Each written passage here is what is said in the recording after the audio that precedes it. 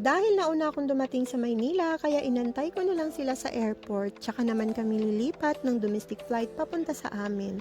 Medyo natagalan nga sila dahil as usual, matagal na naman lumabas ang bagahe nila kagaya sa akin. Kinakailangan na nga naming magmadali dahil iikot pa kami sa likod para mahabol namin yung libreng bus na sasakyan namin papuntang domestic. Kaya sa mga OFW na kagaya namin pauwi ng Mindanao, may libreng bus po papuntang domestic at sabihin nyo lang kung anong airlines kayo. Medyo nagmadali na nga kami para makahabol pero yun nga lang pagdating namin ay nakaalis na pala yung bus. Kaya kinakailangan naming mag-private van para makahabol kami sa amin. Naihabol naman namin sa tamang oras kaya medyo nakapagpahinga pa kami while waiting for boarding. Pagod at gutom na nga yung naramdaman namin pero mas nangibabaw ang excitement kaya mas tiniis namin hanggang sa makarating kami sa amin. Konting kembot na lang talaga at magkikita-kita na kami. Mas nai-excite pa nga ako dahil iniisip ko na talaga kung ano ang magiging reaksyon nila. Siguro magugulat dahil hindi nila ina-expect na babalik ako pagkatapos ng isang buwan. At lalong-lalo pa, nakasama ko din ang aking kapatid at ang mga pamangkin ko. The long wait is over at boarding na nga kami. Yung feeling na kung pwede lang sanang paliparin na ang eroplano para makarating na kami agad-agad. Philippine Airlines nga pala ang sinakyan namin dahil so far, subok ko na talaga tong airlines na to. Katropa.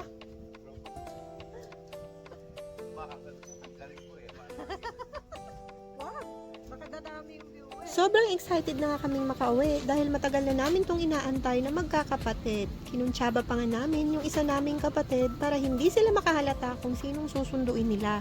Alam naman namin na ramdam ng nanay namin kung sino ang darating pero wala silang kaalam-alam na kasama ako. Siyempre, kinakailangan naming magkunyari ng very light kasi gusto nga namin na sila ay i-surprise.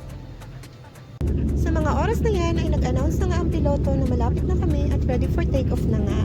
Hindi ko na talaga mawari yung kaba at excitement na nararamdaman ko. Oh my God. Alam niyo ba yung pakiramdam na parang first time na uuwi? Ganun na ganun ako lagi every uwi ko. Kayo din ba guys? Ganun din ba kayo kagaya sa akin? Yung hindi may explain na saya? Na yung kung pwede lang sanang tumalon na agad palabas ng eroplano? Ka-OA diba? Pero maiintindihan niyo yan pag maranasan yung mapalayo sa pamilya niyo, lalong-lalo na sa mga at last, nakarating na kami at sobrang lakas ng tintig ng puso ko that time. Siguro sa sobrang saya. Hanggang dito na lang and please continue watching this vlog para makita niyo yung mga reactions nila. Please do like, follow, and share. Thank you for watching and see you next time on my next mini vlog. God bless everyone. Bye!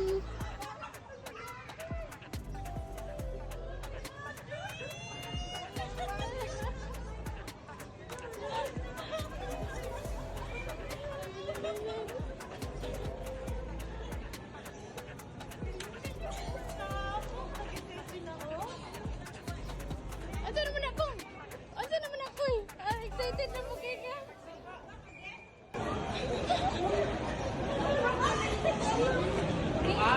Hello again? Good actress ko, diba?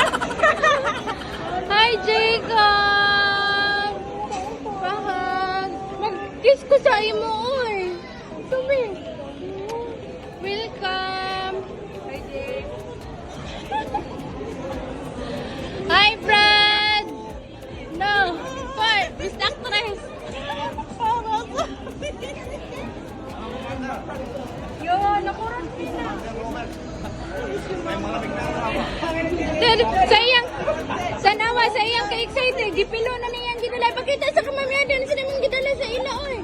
Yan ang gipilo. Excited na kayo.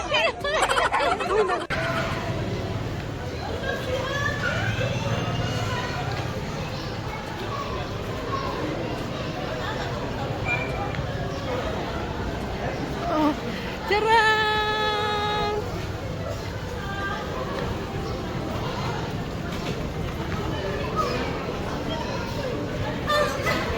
Welcome back again?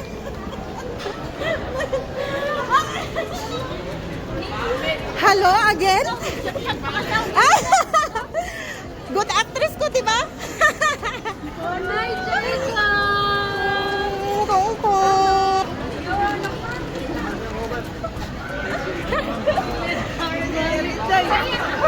Sanawa, sayang ka-excited. Gipilo na niyan gidala. Pakita sa kamamaya din sa namang gidala sa ila.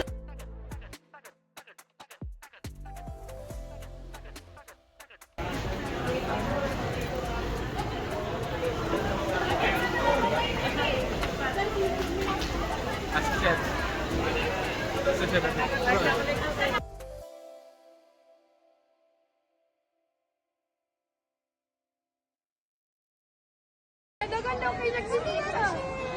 O, daghan ba kay sila? Waiting for taxi.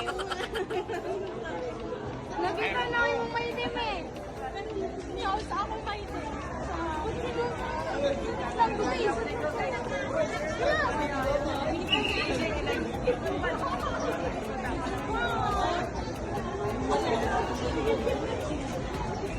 La! Na-surprise si Dido! Ala, si Mami na po na! Ibulit niyo ba? Birthday mo na ni Mami!